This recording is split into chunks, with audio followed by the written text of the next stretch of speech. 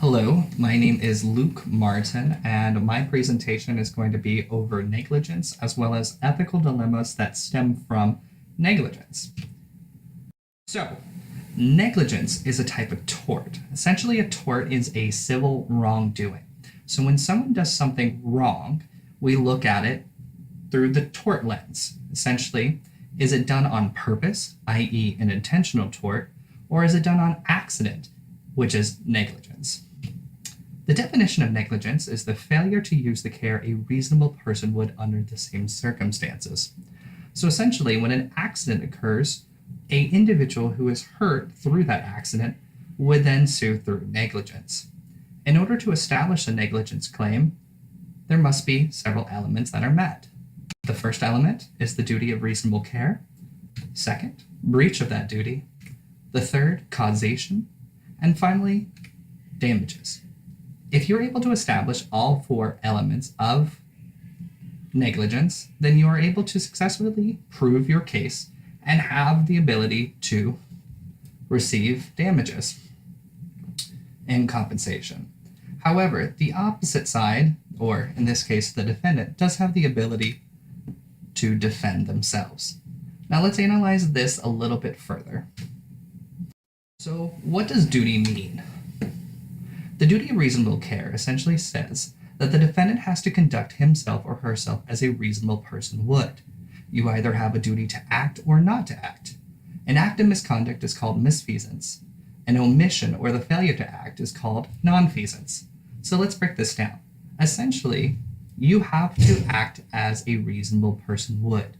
A reasonable person is somebody who essentially does the right thing for the majority of the time. Let's look at it from this perspective. You're driving your automobile and you're approaching a red light. What is your duty? Well, as we're well aware, you have a duty to stop at a red light. So in this situation, your duty would be to stop.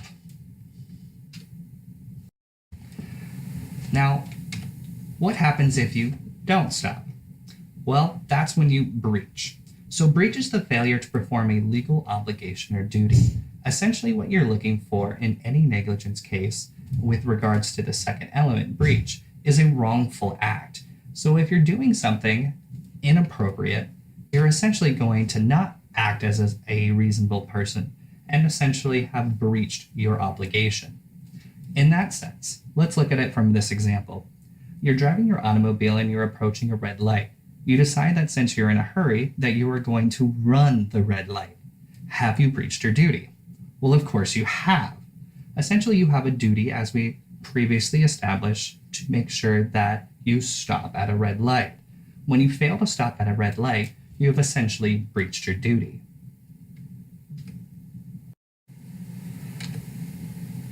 The third element is actually broken down into two sub-elements.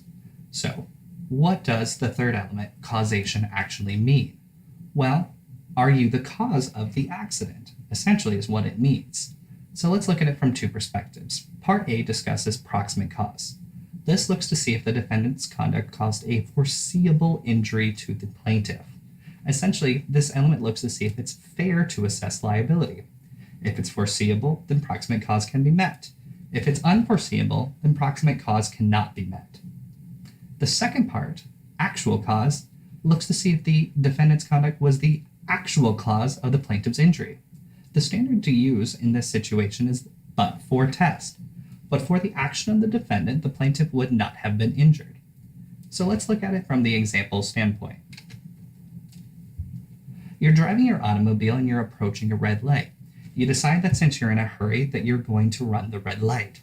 Unfortunately, you fail to see Grant entering the intersection and you hit his brand new car. Are you the cause of the accident? Well, let's look at it from both perspectives. Proximate cause. Is it fair to assume that your ability to run a red light would cause an accident? Well, yeah, it makes sense. You have a duty to make sure you stop. You've breached that duty, and it's foreseeable that breaching a duty would have a consequence such as hitting a car. Now, let's extend this a little bit further to see if it's fair or ethical. Let's say you hit Grant's car, and then Grant unfortunately rolls down a hill. And then while rolling down the hill, he flies out of the car and breaks his leg, his right leg. And then a helicopter comes to rescue him. And in doing that, they accidentally hit his head. And then at the doctor's, they accidentally saw off his left leg instead of his right leg. Well, at a certain point, it isn't fair or foreseeable that an accident would cause those injuries. So at a certain point, we do cut off damages. But in this situation, it is foreseeable that running a red light would cause that accident.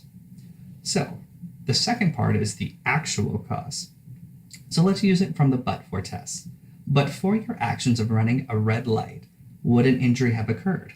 Probably not. Grant would have been able to go through the intersection and not have received any damages. As such, it's clear that you are the cause of the accident. So the fourth and final element that must be met with any negligence claim is damages. So damages consist of the recovery of money or other remedy to compensate for the loss or harm as a result of the behavior. This is simply saying that any action in tort, negligence or intentional, you have to have some sort of damage. So let's go back to our example that we've utilized throughout. You're driving your automobile and you're approaching a red light. You decide that since you're in a hurry that you are going to run the red light. You fail to see Grant entering the intersection and you hit his brand new car, totaling his $35,000 vehicle. Are there damages? Well, of course there's damages. The damages are the $35,000 vehicle. So in this situation, it's clear that we've established that your actions of running a red light are not only a breach of your duty, you were the cause of that accident, and you are going to be liable for damages. But just because you've been able to establish that claim of negligence doesn't mean that you are fully done. As I described earlier, there is a fifth and silent element with regards to any negligence claims, and that is essentially the defenses. For this presentation, we'll highlight the two main defenses, and that would be contributory negligence and comparative negligence. Essentially, what this does is it looks to see if the innocent party, or supposed innocent party, the plaintiff in this case, actually caused some of their own harm. So in a contributory negligent state, when a plaintiff through their own negligent conduct contributes to their harm, their recovery is completely barred. So if they are 1% at fault, literally just 1%, Alabama, DC, Maryland, North Carolina, and Virginia say, you're not going to receive anything. Well, that's a pretty harsh penalty if you ask me, but fortunately, that defense is only in that states. Now, with regards to comparative negligence, when a plaintiff through their own negligent conduct contributes to their harm, their recovery is apportioned between their negligent parties. What that essentially means is that we proportion out when going before a judge. If you are able to establish a negligence claim, and then you try to run a comparative negligence argument against, you will have to substantiate how much at fault the other party was. So let's look at it from the example standpoint that we've been given previously. You're driving your automobile and you're approaching a red light. You decide that since you're in a hurry that you are going to run the red light. You fail to see Grant entering the intersection early, before his light turned green, and you hit his brand new car, totaling his $35,000 vehicle. Is either defense applicable? Well, the correct answer is that both are applicable, and it really just depends upon which state as to which is appropriate to use. So let's say that this occurred in Alabama. It's clear that Grant potentially contributed to his own demise, or his vehicle's demise, by entering the intersection early. In a situation like that, in a contributory negligent state such as Alabama, the fact that Grant entered the intersection early means that he's not going to receive one penny of that $35,000 that the defendant would normally have to pay. Now, let's say that he had this accident in California. If he had this accident in California in a comparative negligent, which is a comparative negligent state, he would essentially be proportioned. So the judge would say, well, Grant entering the intersection early that probably caused about 10% of the injury. So in that case, the plaintiff, Grant, would have to assume 10%, and the defendant would have to pay 90%. So in this situation, for the $35,000 vehicle, Grant would be on the hook for $3,500 for himself, and then the opposing side would have to cover the rest. So this is the basic elements of negligence. Now let's look at some situations that are involved in negligence. Well, we're going to go ahead and analyze the eggshell plaintiff, the Good Samaritan laws, and firefighter rules. These are all weird exceptions or oddities that raise ethical issues and deal with negligence. So let's first talk about the eggshell plaintiff. So what is it? The eggshell plaintiff doctrine states that when a tort takes place and an injury occurs, the tortfeasor is liable for the results of that injury. Even the consequences are more serious than they would have been had the injured party been in perfect health. So what does that mean? So essentially, the defendant is responsible for all damages that he or she legally caused, even if the plaintiff was more susceptible to injury because of a pre-existing condition or injury. So the question is it ethical or fair to assess liability that way? Well, unfortunately, that's the way that the law works. Essentially, what we have is we have an individual who is easily susceptible to injury. I had a good friend who was a hemophiliac. Essentially, what that means is that that individual, unfortunately, has a hard time causing a blood clot. So in a situation like that, when an individual has a hard time clotting, when they receive an injury, the next it's going to be much more negligence, or that so think about an ethical implication and an injury such as a fender bender. Now the Good Samaritan law is a law that bangs his head and varies. It normally would require that states that those who assist a person and the individual that caused danger are free from the one that has to pay for it. So, but the common law, with the eggshell plaintiff doctrine, states when that he bangs providers who accidentally it's not only one or two stitches when trying it's several different medications are protected by the Good Samaritan law, as well as time in the hospital, those who conduct as well as recovery, as well as lost work, are considered grossly negligence and not protected under the law, as well as many other factors that can go in, which seems to continue this entire analogy to me to be a hardship for the individuals. What is your obligation? Should you help that individual or should you not help that individual?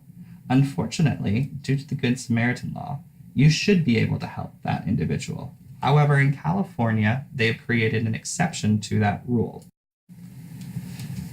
The California Health and Safety Code states that no person who in good faith and not for compensation render emergency care at the scene of an emergency shall be liable for any civil damages resulting from any act or omission.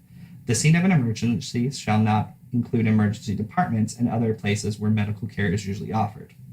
However, in the case of Alexander Van Horn versus Lisa Torty, that was heard on December 19, 2008, before the Supreme Court of California, the court ruled in a sharply divided 4-3 decision that Torty was not protected from a legal action under California's current Good Samaritan law due to her negligence in removing Van Horn from the vehicle. Essentially, what happened in this case was that Torty, who was not a healthcare worker, believed Van Horn was in imminent danger and so removed her from a vehicle that was in a car accident. Unfortunately, Van Horn was injured and became a paraplegic.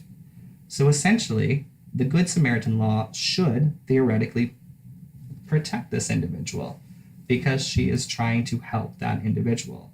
However, the court noted that the statute immunizes rescuers from liability and applies only if the individual is providing medical care in an emergency situation. What they found here was that Torty was not a healthcare worker, and that Van Horn most likely did not need emergency care.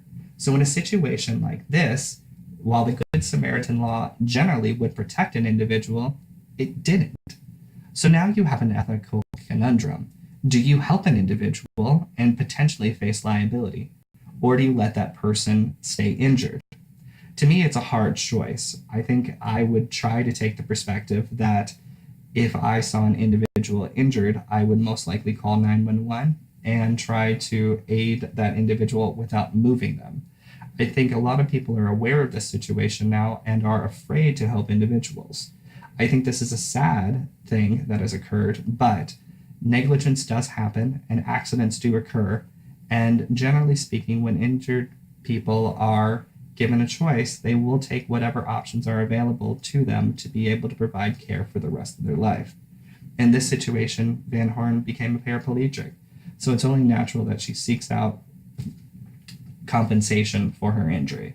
So in a situation like this, wherein you're presented with an accident, in the future, you might think twice before you actually help that individual. The final oddity that I like to discuss would be the firefighter rule. Firefighters are essentially prohibited from suing those whose negligence caused or contributed to a fire that in turn caused the firefighter's injury. So essentially what this means is that when an individual is injured due to an intentional or negligent act, a firefighter is unable to actually recover. So essentially, the rule means that individuals owe no general duty of due care to responding firefighters. Now, this is different than the general duty owed to the public at large. You have the responsibility not to cause a fire. However, if you do cause a fire and a fireman is injured, you are not responsible. So the ethical situation or the ethical question arises, should we owe a duty of care to firefighters? To me, the answer is simple. Yes, we should owe a duty to firefighters, and we should owe a duty to police officers. However, the state of California disagrees with me on that perspective. They believe that firefighters as well as police officers are owed no duty of care. I think this is a law that, once reviewed, hopefully will be reviewed again and again until it's actually corrected. What occurs because of this is that an injustice on firefighters, because the person who creates the dangerous condition resulting in death or injury to a firefighter suffers no consequence for their misconduct. An example of this occurred when a volunteer firefighter was in the line of duty putting out fires and tried to move to a new location to put out a new fire and fell in a hole and suffered several different types of injuries, such as a broken ankle, and unfortunately received no compensation when trying to bring a lawsuit. This is an unfortunate situation, but a reality that many individuals face when dealing as a police officer or firefighter.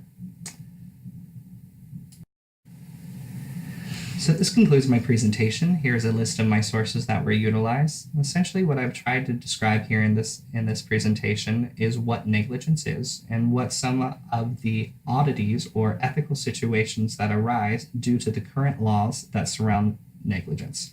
Hopefully, through my example of a car accident, you're able to understand negligence as well as the ethical implications.